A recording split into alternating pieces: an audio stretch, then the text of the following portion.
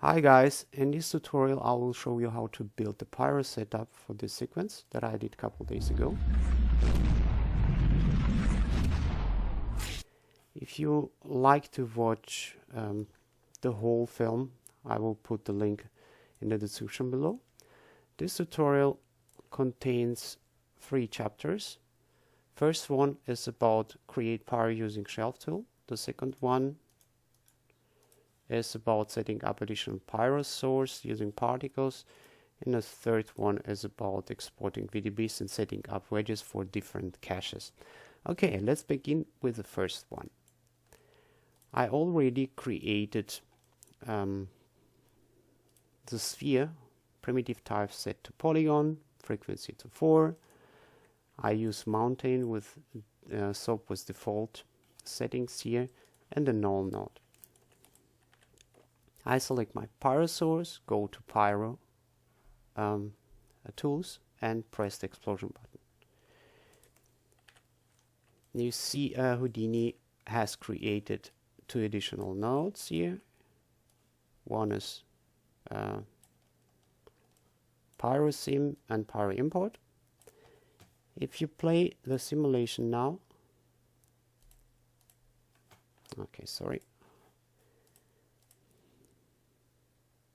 You see we have explosion, and there is something that I like to change here. And as you see here, this burning fire, it burns forever.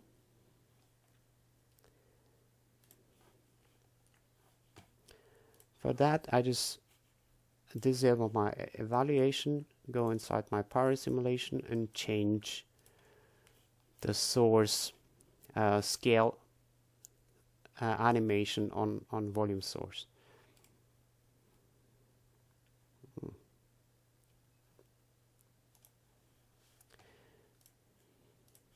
Okay, as you see here, if you press F, we have this keys. On the first frame we have a value of 1, and this 5th frame 2, and frame 10 0. I like to change it a bit. I just bring this guy here, and you see 45 is okay. I'm going down to 0, and this guy is also good now.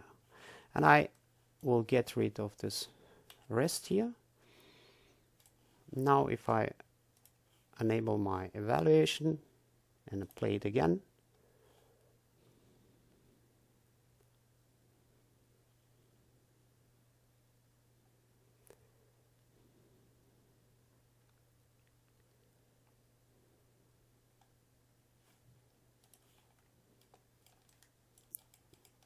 as we see now,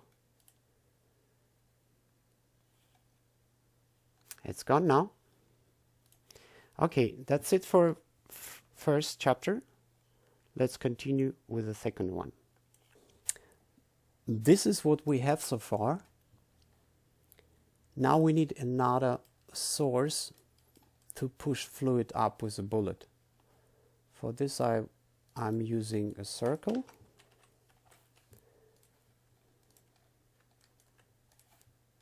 I change primitive type and orientation. I use the reverse node to reverse surface direction, and we will use normal direction to calculate velocity. Normal. I change the class to points, and you see if you press here this button, we will get the point normals. I like to randomize them, but before I do this, I like to scatter a couple more points. 100 in this case is enough, and we use the wrangle node.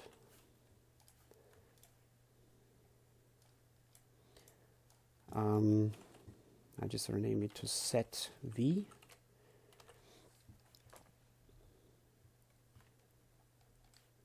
to set up the velocity.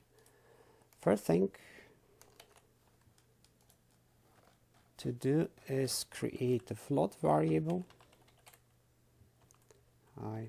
noise value is equal, I use noise function on a point position and maybe multiply it with some value, maybe 3, semicolon. Now our normals are equal to normals multiplied by noise value, semicolon, and I see save, apply and accept, and you see now we have some randomization, but we can do it better. I press Alt E again, go to the text editor, and we use a power function. Noise value is equal the power function, pow of noise powered by, I create a new channel and name it power.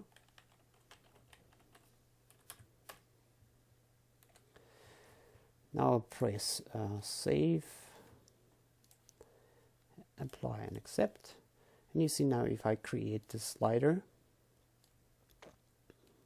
we have a better randomization. But the problem that we have now is I need a multiplier for the length of the normals here. I press Alt E again, go to my text editor, and we just create another slider.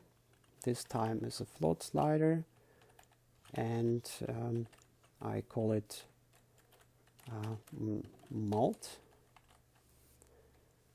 And the last thing to do is we have to create the vector velocity, and it will be equal to the normals. I just save, accept, and now you see we have a velocity here, and if I press here I have a multiplier. I have to change the range from maybe 50, apply and accept. Don't forget to save. Now you see, now we have a really good randomization. Now is the time to set up particle simulation. For that I'm using pop network and connect output of Wrangle to the first input. If I play the simulation now, nothing happens because we have to change the emission type to points. Now we have something like that. What I like to do, I like to change my constant activation to 0 because I need 50 particles per frame. My life expectancy would be 0.2 because I don't like them to live forever. And I like to put expression here.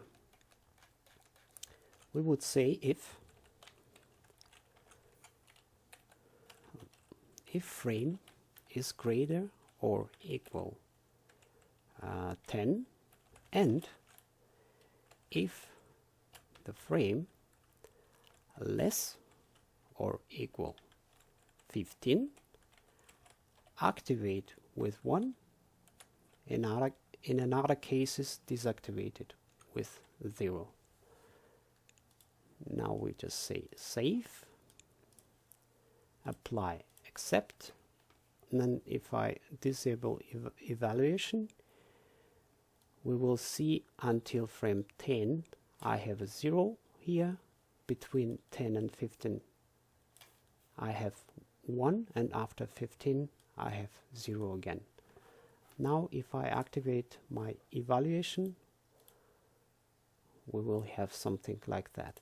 what I like to do also, I like to bump inherit velocity, and now we have this kind of simulation.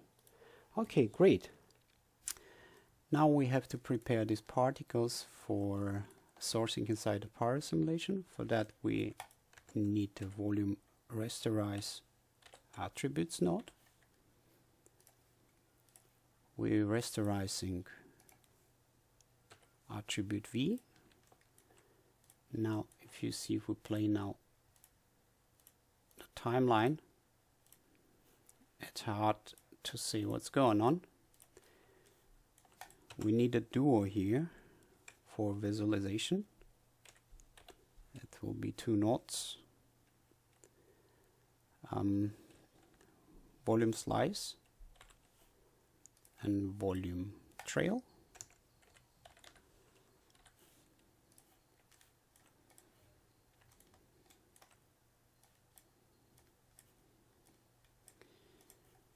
Now as you see, we have something here. Now we can set up the particle size here.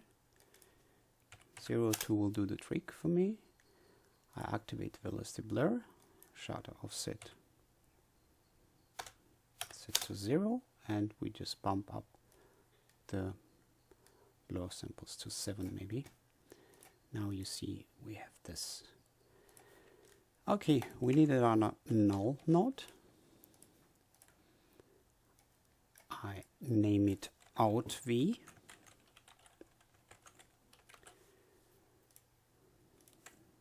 Colorize it black.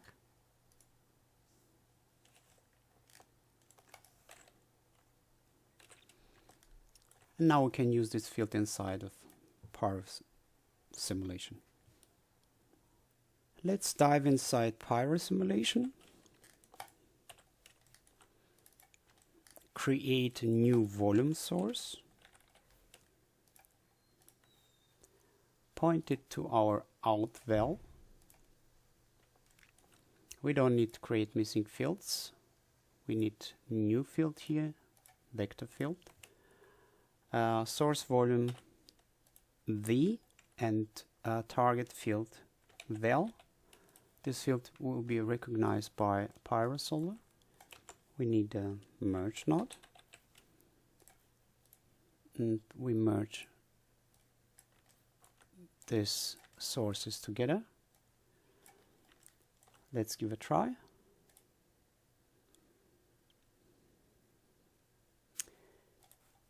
Okay, we need to change a couple attributes here. For example, the padding to 1.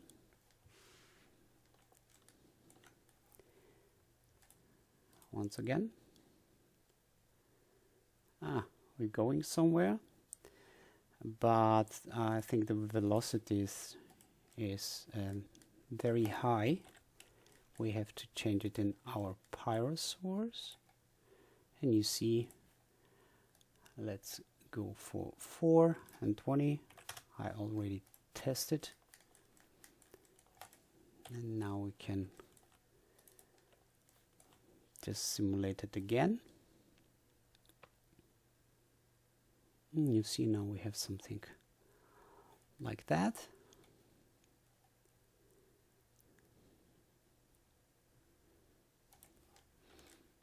And now we have to change a couple attributes also here.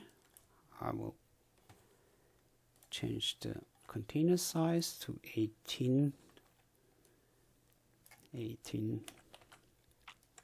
and 30, and max axis and to 150. Let's see it again. And now we have something like that.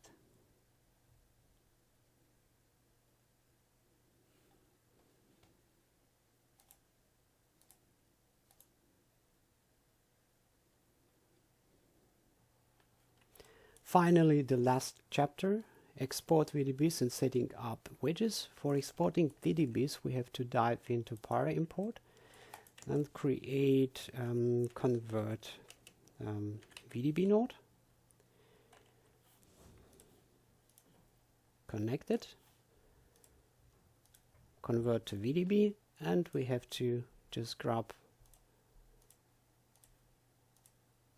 each field we would like to export.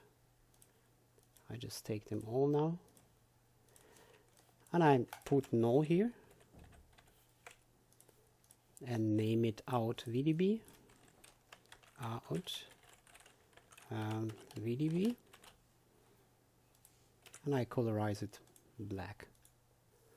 Now the short explanation what the wedges are or what they are doing. Imagine you have a situation, you build a beautiful simulation and you like to cache out the different variation of the simulation over the night.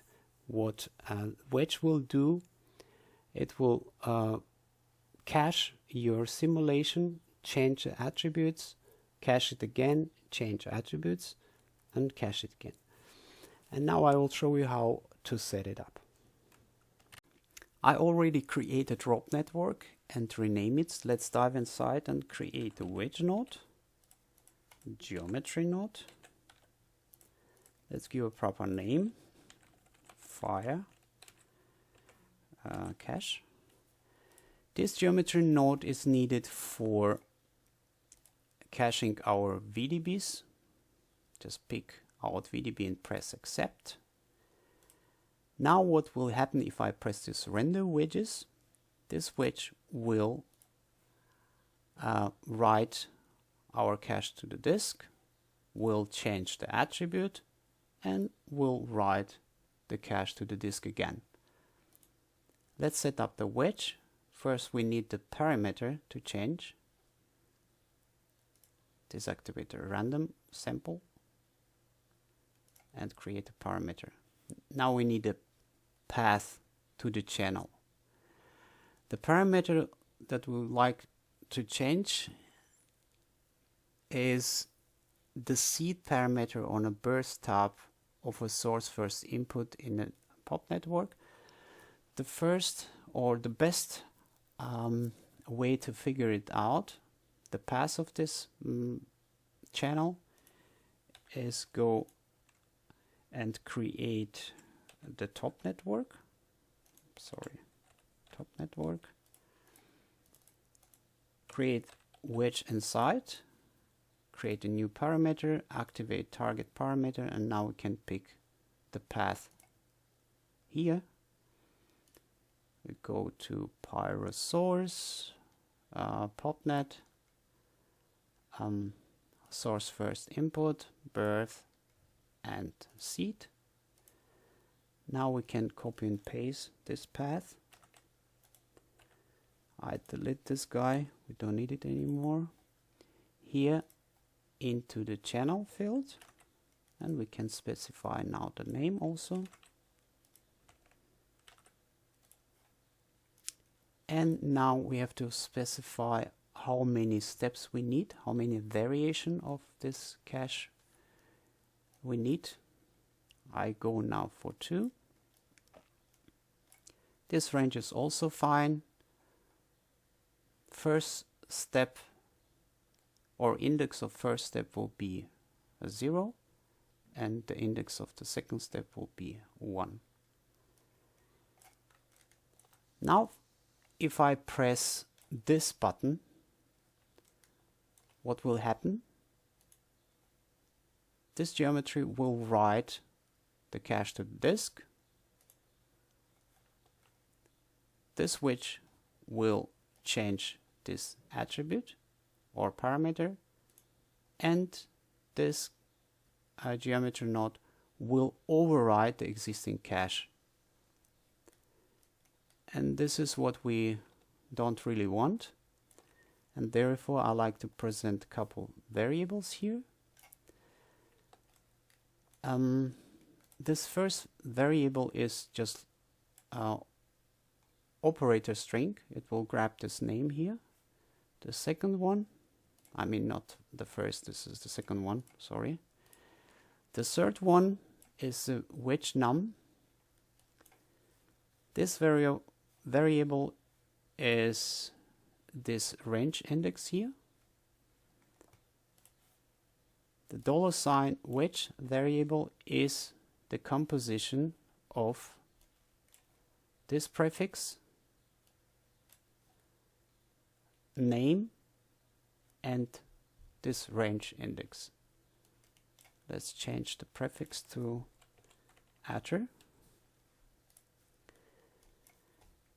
This last variable we have to create now, but first I like to copy this whole path and paste it here.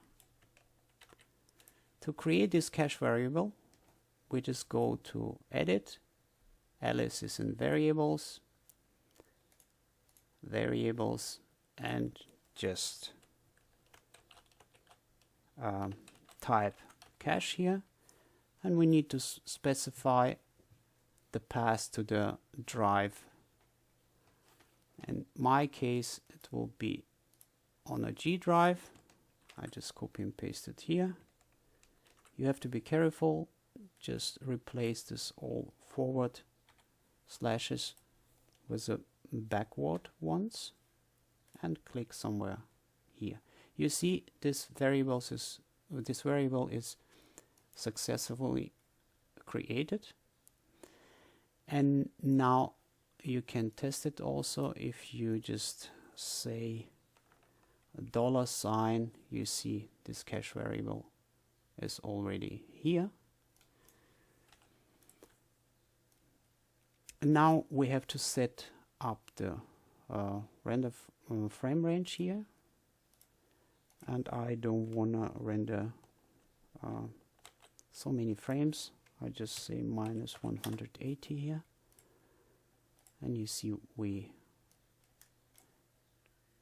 just have 20 frames. And now just press this button here. Oh, we forget to specify the output driver here. You see this wedge need an output driver. In our case is this geometry node. Just take it with a left mouse button and just bring it here.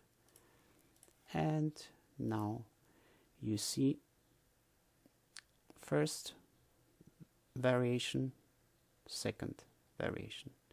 And now you see if I look into my directory, we have this file cache folder, and inside we have 2 different caches. Okay, thank you very much for watching. If you have a questions, just contact me and I'll be back to your question as quick as possible. And I will see you in the next one. Bye.